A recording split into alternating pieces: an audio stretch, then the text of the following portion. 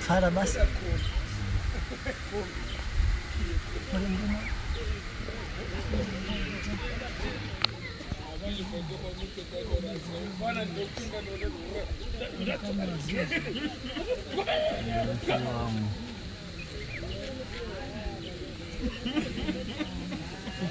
Unaita mchigairaji?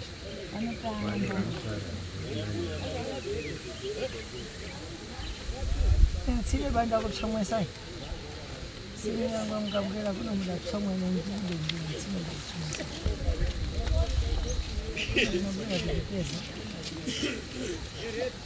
Bana bomona sile.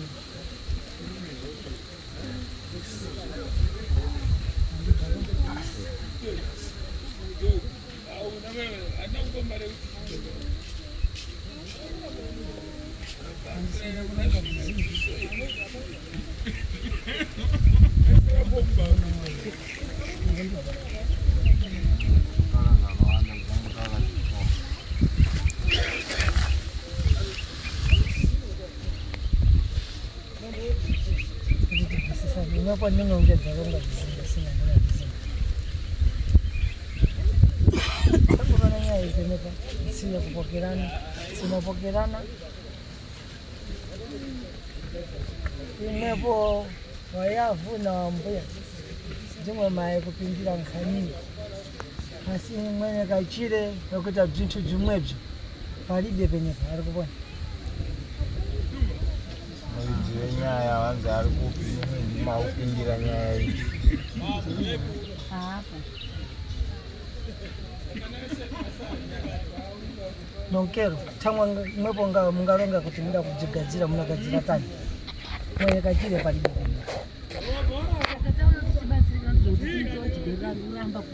Saka chitango yose mhuri takangobatana kwawo kuwa mukadzi nekwa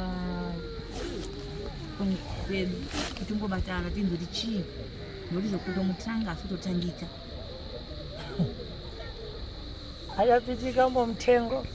apitikamo mtengo kuenda kuyankhwala mankhwala aenda kuyapsaka mankhwala kuti yepo aone chithandizo chinamuthandizambo iyepo ali kushera pansi mabva akuti yepo ashere pansi aone kuphata goreji si bzimwe bzire asi mwenembo achienda kuyatola mankhwala kunyabezi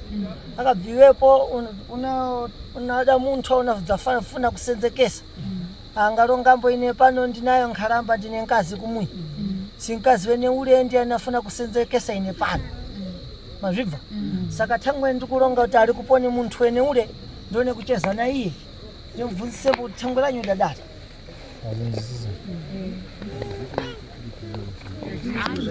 Zanzi wauyu akaenda musango kotsvaga mushonga wekuti aite sei aone kusenza nawo akuchera goridhe handiti saka akanziwe panodiwa munhu ayo anoita sei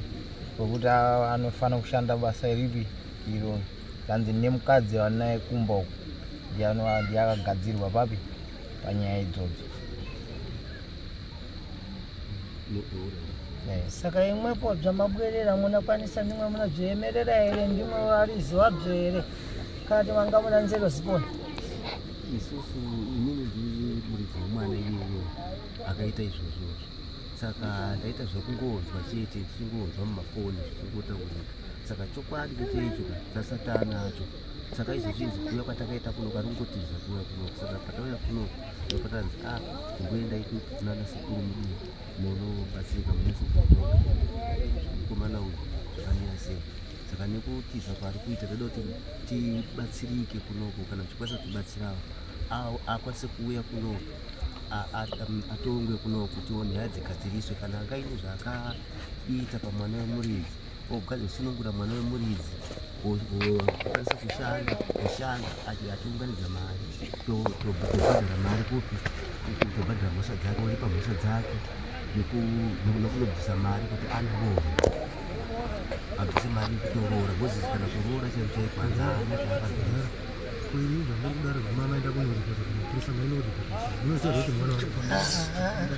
handizvo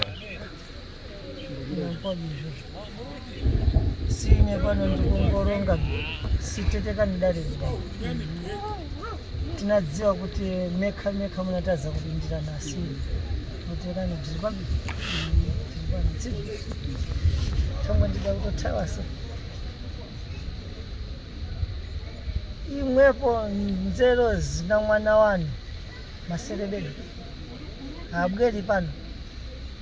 tamwana kuti anadziwa bvaadachita iye azindisisa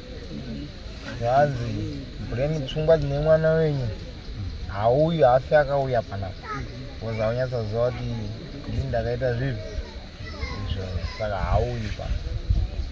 atachikumbirawo kuti kana mukukwanisa kutibatsirawo kuti akwanise kuuya panapa auya nonkere imwe muda kubatsirwa kuti abwere pano muda kubatsirwa mbo kuti adagadzirwayo kuti amanganurwe akaro ari muntu ndezviponi zvamukufuna imi ndoda kuti akauya panapa akati akauya panapa asunungure zvakaita zvaakaita zvacho azvibide pachena asununguri ndiye asununguri sunungure mwana wedu tanga kwacho tisatakana tinota tanga tsuhura zvakaita peregadi ndazvibva imwe ndimwe muna nzero ndimwe munatiudza kuti mukufuna zviponi tsizvere nekuti ife pano tingade kukuuzirani nzero uye ari kutaura bzacho tingabwere pano imwe mukutaura kuti ngamanganure mwana wacho saka sekuru ini nangu ndini mai mwana ndikumbira ungasunungure mwana wemunhu first zvaakaita pamwana wemunhu osunungura mwana wemunhu asunungura mwana wemunhu tochenda iye kwaari nyakubata uchisunungurawo iye apazosunungura mwana wemunhu zvakabata anakarya panamuza maitire akaita kuti zvidzafune pakusenzekesa uponi umweyo mazvibva sekuru tikumbira musunungure mwana takutokumbirawo nemwoyo wese noti ina ndichatoziva ndodini nemwana mukuvana nenoma chatondinetsa ini noma yacho ini ngatosvipikana hataure neni hadini hino mwana wemunhu akadai zvidini kumudai so akutogara girlfriend uyu akatocheta tinaitisa aane girlfriend utaundira kugara navo saka kutomubata apa tachimufonera siyana inini ndiri kutorwara ndikasi kuti siya ndiri kutorwara saka inini nangu chikumbiro changu nemwoyo wese kuda mwana wemunhu asunungura tokumbira kuti mwana wemunhu asunungura asunungura mwana wemunhu sekuti tozodhira naiwe mupengo wekwedu zvinabuda kuna imwe newarizwanyu pamwana sizvo zvinabudikambo kwamuri imwe warizwa mwana ndoamba tenderi imwepo modzatera nsure tamwe kuti imwe pamutungamiri warize mwana panangova nenzero zawo sizvere so bzaikubuda kwamuri manje kuti munadzada kubatsirika kana kuti munoda kuita tani sizvo asi pano handikwanisi kumusunungura tamwene kuti handina mutomboke yekusunungura bzipi izvozvo nonkero mukufuna ibvebyo mungabwerere kumwi tingamusunungure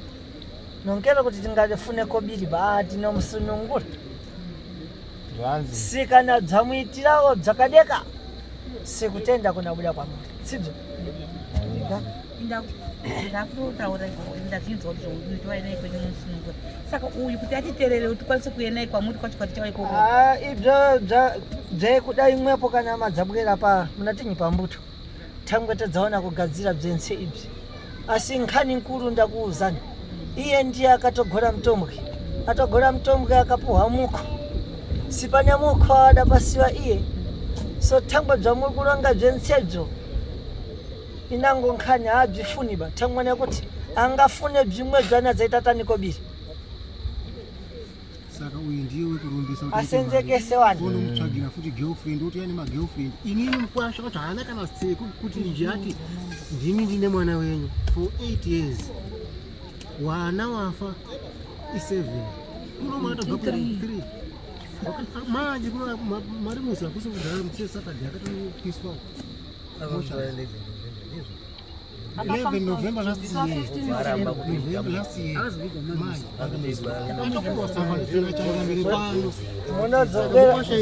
Imwepo munazobwera naye timusunungure hando zvanangopindura basi handisi kushinja ba todzimwe mucharatonotira mwana wake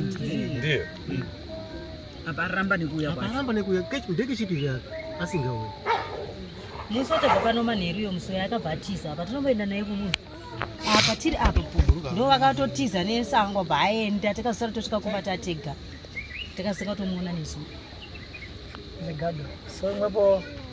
chinangofuniwa basi haadzimwana munabwera ati tibzita mabvatsa dzara mungabwere toshenura mwana sikana dziri nkhondo dzekurombadzo dzinoenda kumba kwacheko ngadziende kumba kwake inini wanguda kuti auye ari upenyu tiri kutaurira izvezvo nekuti mupenzi umweni da anga ari iye ndaisungwa seni angondosunga kubva ndita isina chikurubhi futi nampodi izvozvo kumenyana nsikugadzirisa nkhanira sizvere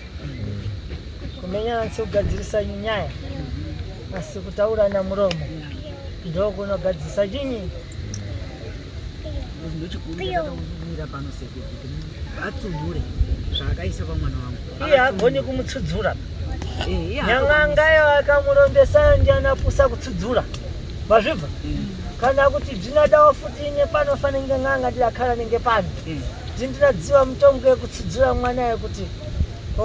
adaitwa dzakati toona kumutsudzura ntsizvo kuti gado pachina kubvunza toone kuenda dzangu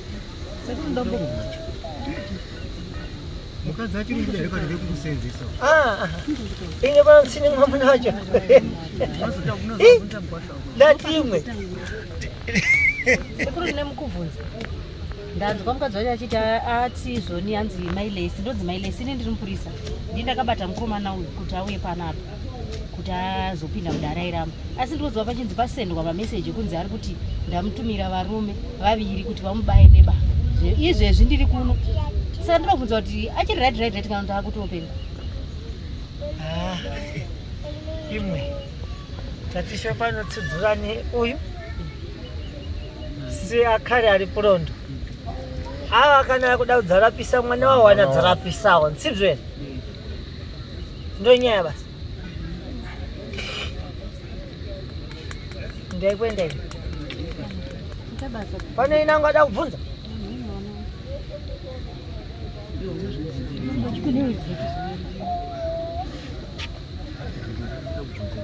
zvakanetsa mwana wake kuti ndikamushedza baba wake kuti auye titaurirane auye kana kumutaura kuti auye panapa atsinhire mwana wemurimi tinomushedza sei asi kwanisa kana kuuya kuti atsinhire mwana wemurimi utaure kwakatora mushonga yako ndiribe kuamba naiye mwanayo ndosaka wanzi mwana ukachinura mwana tabvisa pane mwana akachinura zvakuchobhomba uyu hamusini auchizozokoko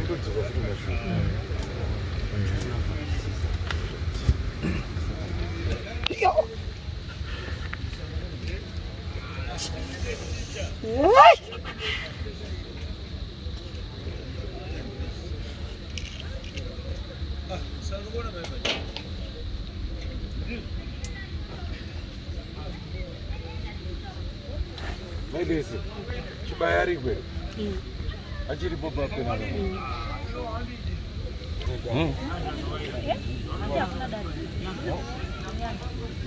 Warranty